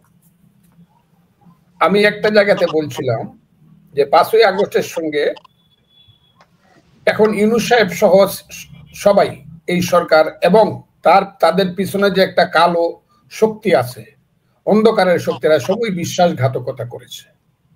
কেন আমি কথাটা বলছিলাম? আমি এই কারণে বলছিলাম, প্রথমে শুরু হলো আন্দোলনটা একটা নির্দোষ আন্দোলন, কোটা প্রথা চাই না। তারপর আস্তে আস্তে সেই আন্দোলনটা সুপ্রিম কোর্টের এপিলেট ডিভিশনের জাজমেন্টের পরে সেই আন্দোলনটা এক দফায় গেল। এক দফায় এক দাবি, হাসিনা তুই কবে যাবি। এইটা ছিল মূল স্লোগান। এই স্লোগানটা শুরু হইল 1 আগস্ট থেকে। এক দফা এক দাবি, হাসিনা তুই কবে যাবি। তাইলে এক দফা এক দাবি, হাসিনা তুই কবে যাবি যদি হয়, তাহলে আমরা স্লোগানটা দিলাম কিন্তু কেন্দ্রীয় সরকারের বিরুদ্ধে। আমরা এমন কোন স্লোগান দিলাম না যেটা 85 সনে এরশাদের সময় দিতাম যে এক দফা এক দাবি আমরা উপজেলা ইলেকশন মানি না, করতে দেওয়া হবে না। আমরা তো উপজেলা ইলেকশন করার জন্য কোনো স্লোগান দেই নাই। ইউনিয়ন পরিষদ, স্থানীয় সরকার ইলেকশন করার জন্য স্লোগান, আমরা স্লোগানটা দিয়েছি এক দফা এক দাবি, হাসিনা তুই কবে, অর্থাৎ কেন্দ্রীয় সরকার কবে যাবি। কাজে কেন্দ্রীয় সরকারকে যেহেতু আমরা পরাজিত করে তাকে বিদায় করতে পেরেছি, এখন প্রথম ইলেকশনটা কি হবে? প্রথম ইলেকশনটা হবে কেন্দ্রীয় সরকারের ইলেকশন, জাতীয় সরকারের ইলেকশন। এটা তো বিশ্বাসঘাতকতা করতেছে তারা। এখন তো এই কথাগুলো বলতে হবে। তারা তো বিশ্বাসঘাতকের ভূমিকা অবতীর্ণ হয়েছে স্থানীয় সরকার ইলেকশনের কথা বইলা। কারণ স্লোগানটা ছিল এক দফা এক দাবি, হাসিনা তুই কবে যাবি। হাসিনা তো কেন্দ্রীয় সরকার, জাতীয় সরকার, কাজে জাতীয় ইলেকশন হবে। সারা জাতিকে গ্যাপের মধ্যে রাখা, সারা জাতিকে আপনি সরকার বিহীন রাখে আপনি স্থানীয় সরকার ইলেকশন করছেন। এইগুলো তো মার্শাল ওই আইয়ুব খান যেটা করছিল 62 সনে, সেই আইন করতেছেন। সেই আইন করিয়া এখন এমন একটা অবস্থায় চলে গেছে দেশ, এই অবস্থা থেকে দেশকে যদি বেরোতে হয় আমি জানি না কি হবে। আপনি তাদেরকে ফেসিস্ট বলেন, আমি তাদেরকে ফেসিস্ট এখনো বলতেছি না, ফেসিস্ট হওয়ার জন্য যোগ্যতা লাগে, আমি এদেরকে বলি মুনাফিক। আমি কথাটাই তুলছি যে ইসলামের দৃষ্টিতে ফেসিস্ট বেশি পাপী খারাপ না মুনাফিক বেশি খারাপ? এরা হইলো মুনাফিক। কারণ এরা এখন বলতেছে কি করব, আমরা স্বাধীনতা রক্ষা করব। কোন স্বাধীনতা? তাদের স্বাধীনতা হলো 47 আর 24। তারা 6 মাস পর্যন্ত মুক্তিযুদ্ধ 71-এর নামটাই বলে নাই। ওই ফজলুর রহমানদের মতো হতভাগারা যখন জীবনে রিস্ক নিয়ে বলছে যে মুক্তিযুদ্ধ ছাড়া কিছুই মানবো না, তোমরা তাহলে পাকিস্তানের আলবদর রাজাকারের সন্তান। যারা মুক্তিযুদ্ধ মানে না পাকিস্তানের আলবদর এবং রাজাকারদের সন্তান, আলবদরদের রাজাকারদের সন্তানদের শাসন মানবো না, তখন হুশ ফিরছে। এখন একদম আইসা ঠিক 160 ডিগ্রি ঘুরে বলতেছে না না, আমরা যে দল করবো সেই দলটা হবে লিবারেল ডেমোক্রেটিক পার্টি। এটাও তাদের মুখের কথা, মনের কথা না। কারণ তাদের পিছনে যে কালো শক্তি আছে, সেই কালো শক্তি তাদেরকে নিয়ে ক্ষমতা দখল করিয়া এই দেশটাকে আফগানিস্তান বানাইতে চায়, সিরিয়া বানাইতে চায়, এই দেশটাকে গণতন্ত্রহীন একটা আমি বলবো জঙ্গি দেশ বানাইতে চায়। এই দেশটা মুক্তিযুদ্ধের দেশ, আমরা তা হতে দিতে পারি না। আমি খুব ক্লিয়ার বলতেছি, এটা কিন্তু মুক্তিযুদ্ধের দেশ। এই দেশে একটা ভোটের জন্য, যখন এই ভোটের কথা বলা হয়, এই যে ইউনূস সাহেব, ওনাকে এত শ্রদ্ধা করি, ভোটের কথা বললে পরে নতুন বউয়ের মতো তার মুখ কালো হয়ে যায়, কত রং বেরঙ্গের কথা তিনি বলেন, কত সংস্কার। এই দেশে দুইটা কথা সবচেয়ে বেশি ঘৃণিত হবে আগামী দিনে, একটা হলো সংস্কার আর একটা হলো সমন্বয়। ইউনূস সাহেব এই ইলেকশনের কথা শুনলেই কত রং বেরঙ্গের কথা যে তুলে ইলেকশন উনি দিবেন না, উনি ক্ষমতা। আমি বলতাম যে ইউনূস সাহেব 10 জন প্রধানমন্ত্রী যত উঁচু তার চেয়ে বেশি উঁচু, ওনার ক্ষমতার প্রতি লোভ নাই। কিন্তু এখন দেখতেছে ক্ষমতার রাজ সিংহাসনে বসা দীর্ঘদিন থাকার জন্য কত কুটিল এবং জটিল পদ্ধতি নিয়ে এগোচ্ছেন। আমি জানি না কি হবে এই দেশে। তবে আমি এই দেশটাকে একটা কথা বলি, ওই যে 2500 বছর আগে জমি জানে, আপনিও জানেন, কথাটা রূপ করতেই বলে মানুষে। 2500 বছর আগে আলেকজান্ডার এসে বলেছিল বড় বিচিত্র দেশ সেলুকাস, তার চেয়ে বিচিত্র দেশের মানুষ। আমি ইউনূস সাহেবকে সেই গণায় ফেলতে চাই না, কিন্তু ইউনূস সাহেব কালকে ওই যে আলোচনার পরে, সমস্ত রাজনৈতিক দলগুলোর আলোচনার পরে উনি যে ব্রিফের দিকে জিনিসটাকে নিয়ে গেলেন, উনি যে এইটাকে যেভাবে উনি বিবৃত করলেন সবার আলোচনাকে, আমার মনে হইলো যে প্রাইমারি স্কুলের ছাত্ররা গিয়েছিল তার কাছে কিছু দাবি দেওয়া নিয়ে, তাদের প্রত্যেকের হাতে 2টা করে চকলেট ধরায় দিয়ে হাসতে হাসতে আইসা পড়ছে, আর উনি উনার মতো করিয়া তাদের কথাবার্তাকে উনি বিশ্লেষণ করছেন। এই দেশে যা হবে আমি আপনাকে খুব ক্লিয়ারলি বলি, কত চালাকি হচ্ছে দেখেন। 3জন ছেলে আছে মন্ত্রী, উপদেষ্টা, প্রতিদিন তারা বৈষম্য বিরোধী ছাত্র আন্দোলন অথবা নাগরিক কমিটি কি কি আছে ছেলেদের, সব কিছু তারা করে। তারা সমস্ত সচিবালয় দখল করে রাখছে। মন্ত্রীর রুম, উপদেষ্টার রুম বলেন, সচিবের রুম বলেন, যেখানে যেখানে কাজ হয় সেই রুম বলেন, পিডব্লিউডির অফিস বলেন, যা আছে সব তারা দখল করে সচিবালয়ে। এবং তাদের পিছনে আছে ওই কালো শক্তির লোকেরা। কালো শক্তি আমি বললাম কারণ ওই কালো শক্তি ইউনিভার্সিটি দখল করছে, ওই কালো শক্তি হসপিটাল দখল করছে, ওই কালো শক্তি ব্যাংক দখল করছে, ইন্স্যুরেন্স কোম্পানি দখল করছে, ওই কালো শক্তি ইলেকট্রনিক্স মিডিয়া গুলা বেশিরভাগ দখল করে নিছে, ওই কালো শক্তি সচিবালয়ে তাদের লাইনের লোকজন কাইনা বসাইছে। এদেরকে দিয়া এই বৈষম্য বিরোধী ছাত্র আন্দোলন এবং এই মন্ত্রী ছাত্র নেতারা টাকা পয়সা অর্থ বিত্ত কামাই করার জন্য ব্যবসা বাণিজ্য তো সেই পথ দেখছি। এখন এখানে বসে বসে তারা দল করবে। এই যে সারা দেশের মানুষ বলতেছে যে এখানে কিংস পার্টি করা যাবে না, যদি দল করো তাহলে দল থেকে পদত্যাগ করো। সেই পদত্যাগ দিয়ে যে কত রং বেরঙ্গের কথা এবং নাটক হইতেছে, এটা ঘৃণা হয়তো এইসব ছেলে পেলে। বাপ দাদার নাম নাই, চাঁদ মল্লের বিয়াই। হ্যাঁ, 2 দিন আগে পরিচয় ছিল না, প্রত্যেকে আসে আল্লাহ জানে। আফগানিস্তানে একজন শাসক আসছিল, ডাকাত, মরু ডাকাত, তার নাম ছিল বাচ্চা ইসাকাও। তাও আফগানিস্তানের মধ্যে 2 বছর তাকে সহ্য করতে হয়েছে। সরি, আজকে আমি বলতে চাই 5ই আগস্টের আন্দোলনের পিছনে যে কালো শক্তি ছিল, কালো শক্তির মনে যে মুনাফিকি ছিল, সেই মুনাফিকির বহিঃপ্রকাশে আজকে বাংলাদেশে ঘটছে। এবং জনাব ইউনূস সাহেবের মতো একজন নোবেল লরিয়েট, আমার বাঙালি মুসলমানের একজন শ্রেষ্ঠ সন্তান, যাকে আমি মনে করতাম এবং করি, উনি এটার সঙ্গে তাল মিলাইতেছেন। আমরা প্রসঙ্গ অন্যদিকে নেই স্যার, কারণ অনেকগুলো দর্শকদের কাছে বেশ কিছু প্রশ্ন আছে। দর্শকদের ভিতরে কয়েকজন জানতে চাইছেন যে বাংলাদেশ মনে হয় অনেকটা এখন ইলন মাস্ক, ডোনাল্ড ট্রাম্প এবং নরেন্দ্র মোদীর ভিতরে ঘোরাঘুরি করছে বাংলাদেশের ভবিষ্যৎ। আমরা দেখলাম যে বাংলাদেশ বেশ কয়েকটি প্রজেক্টে আমেরিকান সরকার বাতিল করেছেন, $19 একটি অনুদান ওনারা বাতিল করেছেন। এবং ইলন মাস্কের সাথে ডক্টর ইউনূসের কথা হয়েছে, কি কথা হয়েছে এটা আমরা জানতে পারলাম না, কিন্তু এটা নিয়ে অনেক জল্পনা কল্পনা হচ্ছে। এমনকি নরেন্দ্র মোদীকে পাশে রেখে ট্রাম্প জনাব উনি কি বললেন, উনি কি বাংলাদেশকে পিং পং বল মনে করেন কিনা, যে বাংলাদেশ আমি এখন নরেন্দ্র মোদী হাতে দিয়ে দিলাম পিং পং বল। এইগুলো নিয়ে স্যার অনেক জল্পনা কল্পনা, সোশ্যাল মিডিয়াতে অনেক কথা হচ্ছে। বাংলাদেশের ভবিষ্যৎ কি হবে, এই বিষয়টিকে আমি ফজলুল আহমদ স্যারকে প্রশ্ন করবো, কারণ উনি আজকে মূল গেস্ট। আমার মনে হয় তুমি স্যার এগ্রি করবেন। ফজলুল আহমদ স্যার, আপনি কি মনে করেন, আমরা কি পিং পং বলে পরিণত হয়ে গেলাম স্যার রাষ্ট্র হিসেবে, যে আমাদের ভবিষ্যৎ নির্ধারণ করে দেবে ইলন মাস্ক, নাহলে ডোনাল্ড ট্রাম্প, নাহলে নরেন্দ্র মোদী? আপনার এই প্রশ্নটার জন্য আপনাকে অসংখ্য ধন্যবাদ।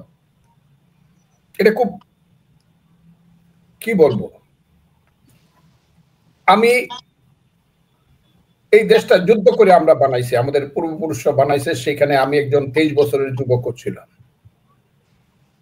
আমার দেশ কিভাবে চলবে, কে শাসন করবে, কিভাবে কোন দল এই দেশের দায়িত্ব পালন করবে, কোন দল বিরোধী দলে বসবে, অথবা আমরা কিভাবে আমাদের অর্থনীতি রাজনীতি চালাবো, এটা আমরাই নির্ধারণ করব। তবে হ্যাঁ, আমরা তো আর পৃথিবী থেকে বিচ্ছিন্ন কোনো দ্বীপ না, আমরা তো মঙ্গল গ্রহে বসবাস করি না। পৃথিবীর সঙ্গে আমাদের যে সম্পর্কের ব্যাপারগুলো, সেই ব্যাপারগুলো আমরা যদি সঠিকভাবে ডিল করতে না পারি, পৃথিবী যদি মনে করে আমরা একটা পাগল ছাগলদের দেশ, অমানুষদের দেশ, আমরা একটা, কি বলবো, আমরা একটা সন্ত্রাসী জঙ্গিদের দেশ, আমরা একজনের বাড়ি আরেকজনের পুরায় দিই, এবং পুরায় দিলে পরে মিলিটারি এসে পাহারা দেয় যাতে ঠিক মতো পুরানো হয়, এবং সরকার চায় দেখে আগুনটা কত সুন্দর জ্বলছে এবং কিভাবে আলু পুরায় দেওয়া যায়। এই যে দেশ, যেখানে একজন নোবেল লরিয়েট বসে আছে দেশের প্রধান হয়ে, সারা পৃথিবী দেখছে, তখন আমাদেরকে মনে করে আমরা বুঝি অমানুষ, আমরা বুঝি অসভ্য, আমরা বুঝি এই পৃথিবীর যোগ্য নই। কাজেই একটা ভালো বাড়ির পাশে যদি আপনি সারাদিন ঝগড়া করেন, বস্তির মানুষের মতো ঝগড়া করেন, তাহলে যাদের শক্তি আছে তারা বলতেই পারে যে এইসব ঝগড়া যারা করে এদেরকে তোমরা কন্ট্রোল করো। আমরা সারা জীবন শুধু ঝগড়া করব? 5ই আগস্টে আন্দোলনে আমরা 1,500 লোকের রক্ত দিলাম, 30,000 লোক আহত হইলো, যেভাবে বলা হচ্ছে আমি সেই সংখ্যাটাই বললাম।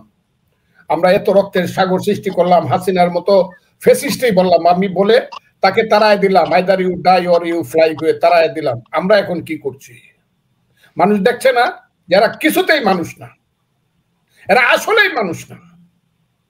আমরা নিজের দেশ নিজে চালাইতে পারি না, আমরা নিজের ভাইকে নিজে হত্যা করি, আমরা নিজের ভাইয়ের বাড়ি আমরা নিজের আগুন দিয়া পুড়ি, শুধু সাময়িক একটা রাজনৈতিক স্বার্থের জন্য। আমরা সবাই মিথ্যা কথা বলি, যখন যে ক্ষমতায় যাই কেউ সারাদিন একটা সত্য কথা বলি না যারা নেতা হই। কাজে পৃথিবী আমাদের উপর তো আক্রমণ করবে, আমাদের উপরে তো প্রভাব বিস্তার করবে। আমার বাড়িতে যে কাজের মানুষটাকে, তাকে তো আমি দিনে রাইতে সারাদিন অর্ডার দেয়, এই কর, এটা করো, এটা কি করো, সেটা তাকে ধমক দিবেই আমি। কিন্তু যদি আমি জ্ঞানে গুণে, শিক্ষায় দীক্ষায়, ত্যাগে তিতিক্ষায় সারা পৃথিবীতে মাথা উঁচু করে দাঁড়াতে পারতাম, আমার ঢাকা বিশ্ববিদ্যালয়ে যদি জওহরলাল নেহেরু বিশ্ববিদ্যালয়ের মতো রিসার্চ করতে পারতো, আমার চিটাগাং যদি বেঙ্গালুরের মতো আইটিতে নাম করতে পারতো, আমার দেশ যদি ইন্ডিয়ার, আমার বিজ্ঞানীরা যদি ইন্ডিয়ার বিজ্ঞানীদের মতো সারা পৃথিবী ব্যাপী প্রভাব বিস্তার করতে পারতো, তাহলে তো তারা আমাদেরকে দাদা রাখতো। এখন চাউল খাই তাদের, ডাল খাই তাদের, তেল খাই তাদের, সব আনি তাদের কাছ থেকে, চিকিৎসা করতে দৌড় দেই তাদের কাছে। আমার কথাটা খুব শুনেন, আমি দেখাই আমাকে, আপনি এই যে দেখেন আমার দুইখানে 2টা যন্ত্র আছে, এই যে দেখেন। এখন কিন্তু আমি কিছু শুনি না, এইটা আমি গত বছর মাদ্রাজে ট্রিটমেন্ট করে আনছি, এখন এটা নষ্ট হয়ে যাচ্ছে, আমি যাইতে পারতেছি না মাদ্রাজ। কারণ মাদ্রাজ গেলে যদি কেউ বলে যে ফজলুর রহমান তো গেছে ইন্ডিয়ার দালাল, আমি কি করব? বাংলাদেশের চিকিৎসা নাই। আমি চ্যালেঞ্জ করলাম, বাংলাদেশে এটার চিকিৎসা নাই, আমার কানের চিকিৎসা নাই, কিন্তু আমি মাদ্রাজ যাইতে পারতেছি না। আজকে 6 মাস যাব। আমার যাওয়ার কথা ছিল আগস্ট মাসে। আমি মাদ্রাজ যাইতে, কারণ গেলেই আমারে বলবো যে হুজুর রহমান তো ইন্ডিয়ার দালাল, তা তোমার দেশে চিকিৎসা নাই কেন? যে কানের ভালো চিকিৎসা করতে পারে যে কয়েকজন, যে প্রাণগোপাল দত্ত একজন শ্রেষ্ঠ চিকিৎসক, সে যে কোথায় গেছে তাকে খুঁজেই পাই না। না ঠিক আছে, চেষ্টা করি। প্রাণগোপাল উনি আপনার কথা শুনছেন স্যার। হ্যাঁ, উনি আপনার কথা শুনছেন। কাজেই এই যে দেশ, আপনার ডাক্তারি কানের চিকিৎসা, তার বাদে আমার চোখে 15টা ইনজেকশন দিয়েছে এই চোখে। হ্যাঁ, এটা কি আমার দিতে হয়েছে এসএস পলের কাছে? শালমের কাছে যান, শালম স্কোয়ারে আছে। এসএস পল আমাকে আমার সমস্ত বন্ধুরা পায়ে ধরে বলে, ফজলু ভাই চোখের চিকিৎসা আপনি বাংলাদেশে করেন না, অন্ধ হয়ে দেবেন।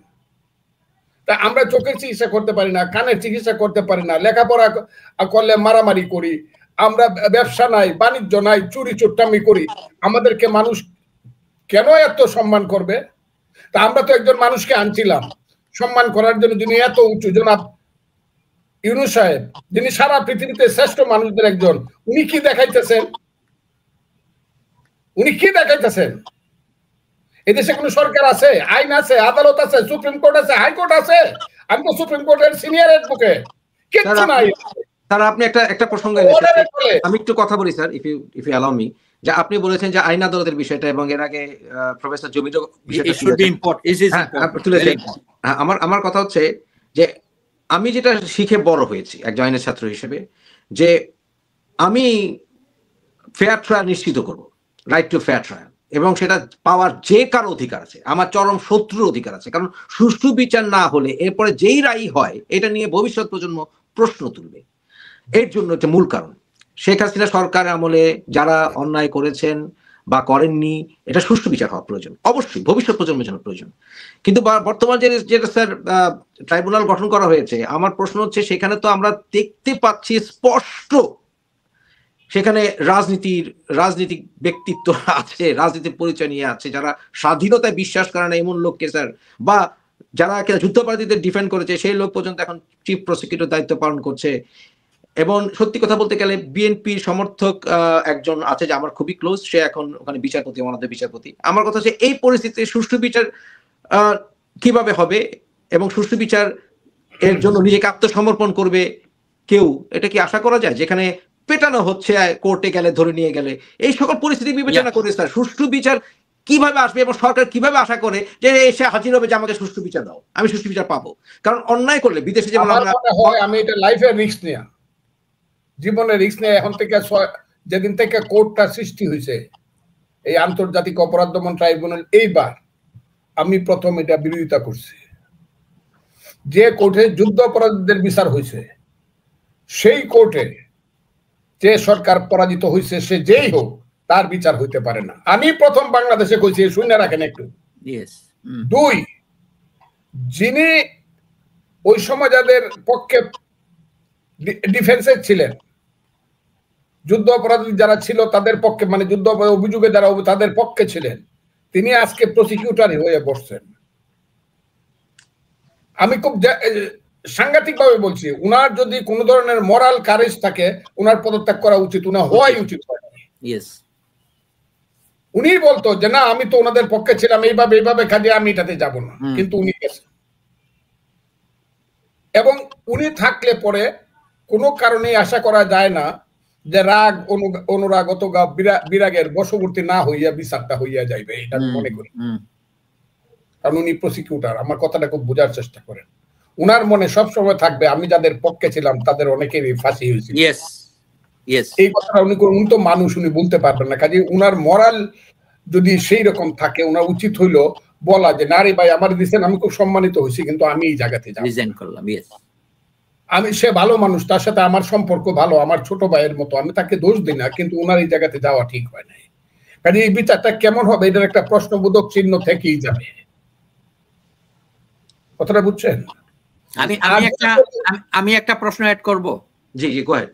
অপারেশন ডেভিল হান্ট, যে তার কনসিকুয়েন্স খেয়াল আছে? অপারেশন ক্লিন হার্টের কথা, রাইট? অপারেশন ডেভিল হান্টের যে কনসিকুয়েন্স, লোকজন মেরে ফেলতেছে নিয়ে, কাস্টোডিওতে, বিচার নাই, তাদের নামে কোনো কেস হচ্ছে না, তাদের কি দোষ অপরাধ, আইন বিচার বলতে কিছু নাই, এর বিরুদ্ধে কোনো কেস করা যাবে কিনা? আমি believe me or not, I will collect the fund.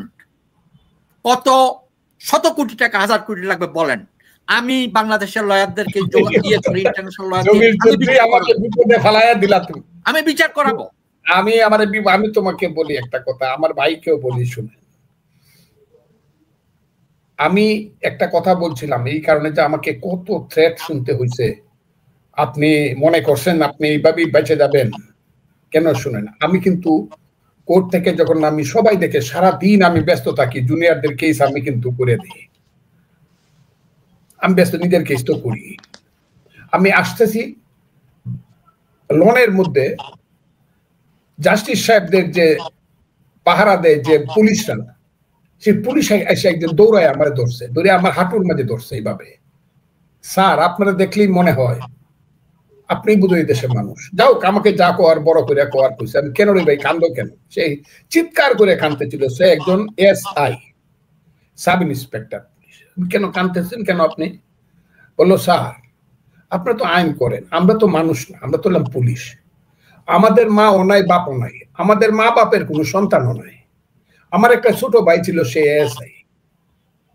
এই আন্দোলনে সে কিন্তু কাউকে কোনো গুলিও করে নাই, বাস দিয়ে পিটায়ও নাই, লাঠি দিয়ে পিটায় নাই, শুধু পোশাকটা গায়ে ছিল বলে তাকে যারা হত্যা করছে পিটায়া। আমার মা কিন্তু সারাদিন কানতে কানতে অন্ধ হয়ে যেতেছে, কিন্তু মা ভয় পায়, কইতেও পারে না যে আমার ছেলেটাকে কারা মারলো, এটার একটা বিচার চাই। তাইলে আমরা কি মানুষ না স্যার? আমার কথাটা কি আপনারা বুঝতে পারতেছেন? জি স্যার, জি স্যার, এরকম অনেক কথা আমিও শুনি প্রতিদিন। পুলিশ হয়েছি বলেই কি আমরা মানুষ না? আমার ভাইয়ের হত্যার বিচার পাবো না আমি? আমার ভাই যদি গুলি করে থাকে তাইলে আমার ভাইয়ের নামে তো একটা কেস হয় নাই, তারা পিটায় মারলো, আচ্ছা বিচারটা নাই বা করলেন। একজন মন্ত্রী কত যাইতেছে, সবার বাড়িতে বাড়িতে যাইতেছে যারা মারা গেছে, একটা লোক গিয়া সরকার থেকে আমার মার একটা শান্তি দিয়া কইছে, আচ্ছা তোমার ছেলে মারা গেছে, এরাই প্রোটেকশন দিচ্ছে। এরকম অনেক আমি শুনেছি স্যার, আপনি দেখেছেন। ওই পুলিশের স্যার 950 লিস্টই আছে আমার কাছে যে পুলিশদের বিরুদ্ধে মামলা হয়েছে, কিন্তু পুলিশদেরকে যারা হত্যা করলো তাদের ব্যাপারে কোনো কথাই বলা যাবে না। এটা কি ধরনের আইন? এটা ইন্টারন্যাশনালি হলো লড়তে হবে। আপনি কি বলেন? এয়ারপোর্ট থেকে আমি পুলিশদেরকে দেখলে আমি নিজে অপরাধ প্রবণতায় ভুগি। আরে এরাও তো মানুষ। ইয়েস, আমার কথাটা খুব বোঝাচ্ছে। আমরা তো মনে হচ্ছে পুলিশ মরছে, কুত্তা মরছে, কিন্তু এরা মানুষ না, এরা আমাদের, এরা কোনো মায়ের সন্তান না, এদের জন্য কোনো মা কাঁদে না? বলেন, আপনারা বলেন। এই একটু আগে আপনারা এখানে বসা 10 মিনিট আগে দুইজন সিনিয়র সেক্রেটারি আছে, আমি নাম বলবো না, এদেরকে ধরে নিয়ে যাবে, এদের নামে 2টা কেস হয়েছে। সিনিয়র সেক্রেটারি রিটায়ার্ড, তাদের নামে কেস হয়েছে ঢাকার একটা থানায়, দুজনেই সিনিয়র সেক্রেটারি। কথাটা খুব বুঝার চেষ্টা করেন। এমন এই দুইজন এসে এমন কান্না কানলো, এমন কান্না যে ভাই সিনিয়র সেক্রেটারি হয়ে রিটায়ার করে গেছি, এখন আমাদের নামে এই মিথ্যা মামলা, আমরা নাকি গুলি করছি আন্দোলনের সময়। অথচ আমরা তো সচিবালয়ে ছিলাম তখন, আমরা কত চেষ্টা করছি সবকিছুকে কন্ট্রোল করার জন্য। এখন আমাদের এই দুইজন এখন হয়েছে কি, তাদের দুইজনের নাম আছে, একজনের নাম আছে 19-এ আর একজনের নাম আছে 37-এ এফআইআর এ কোনো নাম থাকলে পরেই আপনি আর কোথাও বেল পাবেন না, সুপ্রিম কোর্ট পর্যন্ত, এপিলেট ডিভিশন পর্যন্ত। যদি হাইকোর্ট বেল দেয়, এটা অবশ্যই এফআইআর এর নাম থাকলে এপিলেট ডিভিশনে গিয়ে আটকাবে, এবং এইটা আর বেল হবে না। অনেক কেস, শত শত কেস এরকম পড়ছে। আমি কালকেও কেস মুভ করবো 2টা। আমার কথাটা খুব বুঝার চেষ্টা করেন আপনি। কেন করব? আমি জানি এরা এর কাছেই ছিল না, সে অফিসিয়াল, তারা সিনিয়র সেক্রেটারি, তার তো এর কাছে ছিল না। আমি সেই কারণে আমি আপনাদেরকে বলতেছি, এ হলো আইনের অবস্থাটা চলছে এখন। ভাই সুলতান মনসুরকে অ্যারেস্ট করে ফেলছে কেন? কি কারণে? সে কি অপরাধ? সুলতান ভাই তো বিদেশ থেকে আসা মাত্র অ্যারেস্ট হয়েছিলেন, কি তার অপরাধটা কি? এটা মস্ত বড় অন্যায়, মস্ত বড় অন্যায়। সুলতান মনসুর তো আজকে 15 বছর যাবত কোনোদিন এই সরকারের সাথেই ছিল না, ছিলই না তো এই সরকারের সাথে। কাজে আমি বলি, এই যে সিনিয়র আমি কয়েকদিন আগে 25শে জানুয়ারি আমি একটা দেশের প্রজাতন্ত্র দিবসের অনুষ্ঠানে গেছিলাম। ওখানে গিয়া মন্ত্রীরা অনেকেই গেলেন, উপদেষ্টারা, হঠাৎ করে আসিফ নজরুল সাহেবরে পাইলাম। আমি খুব সুস্পষ্ট ভাবে কথাটা আপনাদেরকে বলে দিই। আমার দিকে ফজলু ভাই আপনি তো টকশো করে সব উল্টায় দিতেছেন, হাসি হাসা করো না, আমি কি উল্টায় দেবো, আপনারাই তো সব। ফজলু ভাই আপনার যদি কথা থাকে আমাকে বলতে পারেন, কথাটা খুব বোঝার চেষ্টা করেন। আমাকে একটা কথা, এই যে মিথ্যা মামলা হইতেছে সে তো শুনবে আমার কথাটা তো প্রত্যেক দিন দেখেছে। আপনি তো আইনমন্ত্রী আছেন, মিথ্যা মামলা যে হইতেছে, যারা রিয়েল দোষী তাদের নামে মামলা করেন, হাজার হাজার লাখ লাখ লোকের নামে মামলা করতে মিথ্যা মামলা। এটা আমাদের পলিটিক্স সর্বনাশ করতেছে একদিকে। কারণ আমি জানি, আমি বললাম আমি জানি আমার বিএনপির কোন নেতা কর্মী কিশোরগঞ্জে কেস করে না, প্রথম দিকে কি একটা করছে, কিন্তু এখন হইলো ওই যে কালুর ছেলে, কে কালু, ওই যে রিক্সা গ্যারেজের মালিক কালুর ফুত নাকি একটা সমন্বয়ক, হ্যাঁ গিয়া ওসিরে দমক দিয়া 177 জনের বিরুদ্ধে একটা কেস করে দেয়। তার টাকাও দিচ্ছে জামাতে করে, আবার সে কন্ট্যাক্ট করে, নিচের যারা আছো তারা 2 লাখ, উপরের যারা আছো তারা 5 লাখ, এটা দিয়ে তোমাদেরকে বাদ দিয়া দিব। কালুর ছেলেরা যে দেশে মিথ্যা কেস করে রাজনৈতিক দলগুলোকে কালিমালিপ্ত করতেছে, আসিফ নজরুল সাহেব, এটা কিন্তু আপনি দেখেন, উনি আমাকে কথা দিচ্ছে, এটা অবশ্যই দেখেন। আমি মিথ্যা কেস করেন না, সত্য কেস করেন না। সে কি দেখবে, সে কেমনে দেখবে, কেমনে দেখবে? সে তার বস ডক্টর ইউনূস যেখানে কন্ট্রোল করতে পারতেছে না, আসিফ নজরুল তো ইজ নাথিং। আসিফ নজরুলের ইচ্ছা আছে নাকি? না না স্যার, আপনার প্রফেসর জমির, আসিফ নজরুলের কি ইচ্ছা আছে এটা কন্ট্রোল করার? ইচ্ছা হতো না। ইচ্ছা আছে, কিন্তু আমি এখন পর্যন্ত কোনো পদক্ষেপ, উনি তো বলেছিলেন উনি proud of this Gen Z, উনি তো এখনো বলে he is proud of this Gen Z. শুনেন, 2টা কোর্টে, হাইকোর্টের 2টা বেঞ্চে, হাইকোর্টের 2টা বেঞ্চে আগাম জামিন শুনে, তাও 5ই আগস্ট কেন্দ্রিক কোন মামলা হইলে সাধারণত শুনে না। আমার কথাটা বুঝছেন? 2টা কোর্ট, এই 50-52টা কোর্টের মধ্যে শুনে, যদি কোনো কারণে শুনেও আগাম জামিন যদি দেয়ও, জজ কোর্টে গেলে পরে আটক, কারণ এখান থেকে আদেশ যায়, আদেশে চলে আইন। আমার কথাটা খুব বোঝার চেষ্টা করি। আদেশে চলে আইন, প্রশাসনিক আদেশে আইন চলে। আর আপনি কোর্টে গেলে পরে দেখবেন হাজার হাজার লোক এই 2টা কোর্টের সামনে, যে জাস্টিস সাহেব, বিচারপতি সাহেবরা শুনে তারা দম ফালাইবার সময় পায় না। মানে অবস্থাটা এরকম, মানুষ খালি আল্লাহ আমাকে বাঁচাও আল্লাহ, কিন্তু রিয়েল দোষী একটা লোক যারা রাজনৈতিক দল করে তারা তো এখানে নাই, আসে না। আসে কারা? কর্মচারী আসিল, আসে কারা? সচিব আসিল, এডিশনাল সচিব আসিল, ডিসি আসিল, সাধারণ মানুষ। টাকা আছে, যারা টাকা দিতে পারে সব আইসা বলতেছে আমাদেরকে বাঁচান, আমরা এর মধ্যে ছিলাম না, কিন্তু আমাদের উপরেই পড়ছে। এটা চলতেছে, এখন আমরা কি করবো?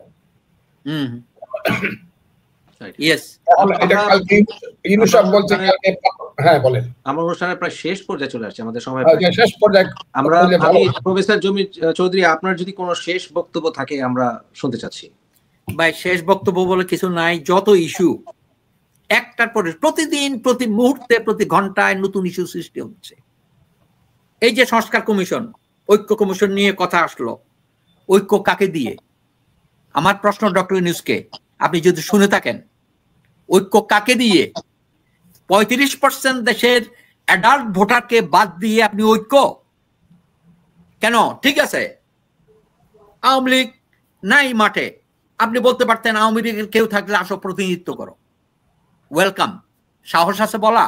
জাতিসংঘ চাইতো, জাতিসংঘ, শুনেন, জাতিসংঘ হলো, জাতিসংঘ নাম একটা জাতিসংঘ আছে, জাতিসংঘের কোনো কামও নাই, আকামের জাতিসংঘ। এখন যদি কামের জাতিসংঘ হইতো, এই যে প্যালেস্টাইনের ঘটনা কি হচ্ছে, কোথায় জাতিসংঘ?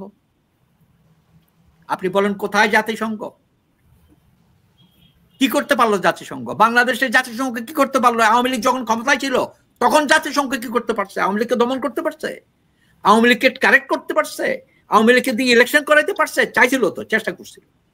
এক্স্যাক্টলি আমি আপনাকে একটা কথা বলি, ইভেন জাতিসংঘের এই রিকমেন্ডেশনের পরও, ফজলুল ভাই সামনে আছে, এই কথাটা বলছি, উনি লয়ার এবং পলিটিশিয়ান, এই কথাটা বলছি এই কারণে, পরও হাসনাতের মতো ছেলে সমন্বয়করা বলে আওয়ামী লীগ কেমন করে ইলেকশন করে দেখা যাবে, তাদেরকে ব্যান করতে হবে, ইলেকশন করতে দেওয়া যাবে না, দাঁড়াইতে পারবে না। ব্যাপারটা খেয়াল করেন, কত ঔদ্ধত্য থাকলে, অহমিকা নিয়ে, ঔদ্ধত্য বোধ নিয়ে, মানে বেয়াদবির একটা চরম সীমা আছে ভাই। আমি জানি না, আমি এই জন্য বললাম ডক্টর ইউনূস এখন যে কথা বললো, ওই যে ফজলুল ভাই একটু আগেই বলছে, ক্লাসরুমে শিক্ষকতা করার মতো অনেকটা। ক্লাসরুমে শিক্ষকরা যা বলে এগুলো তো ছাত্ররা শুনে, মোস্ট অফ দ্য কেসেস আমার ছাত্ররা শুনে, কিন্তু ডক্টর ইউনূসের কথা কেউ শুনে না। তা আমি লাস্ট একটা পোস্টিং দিছি, ইউনূস স্যার আপনি যাদেরকে দিয়ে নোবেল প্রাইজ পাইছেন, এই জোবরা গ্রাম হাটাজারির এই গ্রামীণ ব্যাংক জোবরা গ্রামে আপনি যান, একটু কথাবার্তা বলেন লোকজনের সাথে, আপনার সম্পর্কে কি বলে একটু শুনেন সাধারণ মানুষের মুখে, কৃষকদের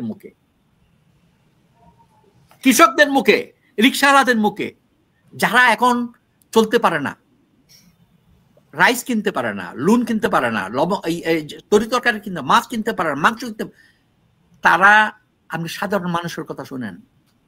আইন শৃঙ্খলা বলতে কি কিছুই তো নাই, মব যে যেভাবে পারতেছে 5-7 জন মিলে হামলা মামলা, এই যে ফজলু ভাই যেটা বলেন হামলা মামলা, উনি নিজে তো উস্কে দিচ্ছেন। না না, কোর্টও নাই, উনি নিজে উস্কে দিচ্ছেন, কোর্টও নাই। আমি আশ্চর্য হয়ে গেলাম, কিছু লোকরে বিশ্বাস করতে চাইছিলাম ফজলু ভাই যেটা বললো এবং ডক্টর ইউনূসের কথা। আমাকে একজন ইন্টারনেটে, ভাই আপনি তো প্রথম ব্যক্তি যে ডক্টর ইউনূসের পক্ষে পোস্টিং দিছিলেন, খেয়াল করেন, সমর্থন করছিলেন, এখন কেন ইউনূসের বিরুদ্ধে কথা বলেন? আমার প্রথম প্রশ্ন আমাকে ওই লোক, আমি তো উত্তর দিতে পারতেছি না। আমি তো স্যারকে বিশ্বাস করছিলাম, যে স্যারকে আমি চিনতাম, সে ডক্টর ইউনূস আর নাই, সেও এখন ক্ষমতার জন্য, what the Heck, doctor Yunus Nobel prize, তোমাকে উপদেষ্টা কি উপদেষ্টা না স্যার, ক্ষমতার জন্য নাকি ওনাকে ট্যাপ করে ফেলা হয়েছে? you tell them I will resign if you don't do these things. That's it, done. আবার 600 কোটি টাকা আবার এসে যাবে, তাহলে তখন তার না তোমরা চালাও দেশ, আমি নাই। একদিনও দেশ চালাতে পারবে না, একদিনও থাকবে না এই সরকার, আমি রাইট ইট ডাউন। আচ্ছা, আমি এখন একটা আমাদের ফজলুল আহমদ স্যার কাছে, স্যার আপনার বাংলাদেশের এই আমরা আজকে অনেক বিষয় আলোচনা করলাম, কিন্তু আরো অনেক বিষয় আলোচনার অবকাশ ছিল, তবে যেহেতু সময় সংক্ষিপ্ত, স্যার আপনি সর্বোপরি আপনার যদি শেষ বক্তব্য বলেন আমার দর্শকদের উদ্দেশ্যে। যে আবার আমি জমির চৌধুরীকে বলি, ওরা তো, তোমরা তো দূরে থেকে বলো, আপনারা দূরে আছেন, আমি আপনাকে বলি, এখনো মনে করি সবাইকে নিয়ে ইউনূস সাহেব মন খোলাসা করে বসা উচিত, সমস্ত রাজনৈতিক দলকে নিয়ে বসা উচিত, যে বলেন দেশ কিভাবে বাঁচবে, এবং দেশ আপাতত 3টা লাইনে উঠার একটাই পথ, সেটা হলো একটা ফেয়ার ইলেকশন। ন্যাশনাল গভর্নমেন্ট ছাড়া কি হবে স্যার? এই উপদেশটা দিয়ে আমার কথা শুনে, জনগণের প্রতিনিধি ফেয়ার ভোটে নির্বাচিত করা। সমস্ত রাজনৈতিক দল যদি মনে করে ইউনূস সাহেবকে রাইখা ইলেকশন উনি বলবে, তাইলে আমি করব। আর যদি আপনারা মনে করেন যে আমার দ্বারা ইলেকশন হবে না, I do hereby resign, আপনারা যাকে ইচ্ছা তত্ত্বাবধায়ক সরকার করে, আইন তো হয়েছে তত্ত্বাবধায়ক সরকার, আপনারা ইলেকশন করেন। এইটা ইউনূস সাহেবের যদি শেষটা ভালো করতে চায়, সেই ভালো তার শেষ ভালো যা, আমি মনে করি উনি এই কাজটা করবেন, যে একটা ফেয়ার ইলেকশন, জনগণের দেশ জনগণের হাতে দিবেন, যে তোমরা তোমাদের প্রতিনিধি পাহারাদার ঠিক করো। এটাই আমার শেষ কথা। আপনাকে অসংখ্য ধন্যবাদ প্রফেসর জমির চৌধুরীকে, অসংখ্য ধন্যবাদ। শুধু দর্শক, আমরা স্যারকে এই দুজনকে আবার ইনশাআল্লাহ দাওয়াত দিব আমাদের অনুষ্ঠানে। অনেক প্রশ্ন রয়ে গেছে, অসংখ্য প্রশ্ন আপনারা করেছেন, সকল প্রশ্নের উত্তর দেওয়া আজকে সম্ভব হয়নি, তবে আমরা আমাদের যার অবস্থান থেকে আমরা স্বাধীনতার পক্ষে থাকবো, এবং যারা আমাদের 1971 সালে জীবন দিয়েছেন, যুদ্ধ করেছেন, আমাদের এই শ্রদ্ধেয় ব্যক্তিত্বদের মধ্যে অনেকে আছেন এখনো জীবিত, তাদের সাথে আমরা যেন জাতি হিসেবে বেঈমানি না করি, এবং আমরা যেন আমাদের স্বাধীনতার ইতিহাস ভুলে না যাই। আমাদের বাঙালিদের যে পরিচয়, বাংলাদেশ পৃথিবীর 3য় বৃহত্তম জাতি, আমরা কিন্তু পেয়েছি পৃথিবীর 94তম ক্ষুদ্রতম দেশ, আমরা যেন আমাদের পরিচয়টা হারিয়ে না ফেলি, এটা যেন মনে রাখি আমরা। আপনাদের সবাইকে অসংখ্য ধন্যবাদ। আজকে যারা আমার সাথে সময় দিয়েছেন, বিশেষ করে দুজন যারা অতিথি আমার, আপনাদের সবাইকে সম্মান এবং শ্রদ্ধা রেখে আজকে অনুষ্ঠান এখানে শেষ করছি। ধন্যবাদ। আমি আপনাদেরকে সালাম জানাই, আসসালামু আলাইকুম, ধন্যবাদ, গুড নাইট, থ্যাংক ইউ।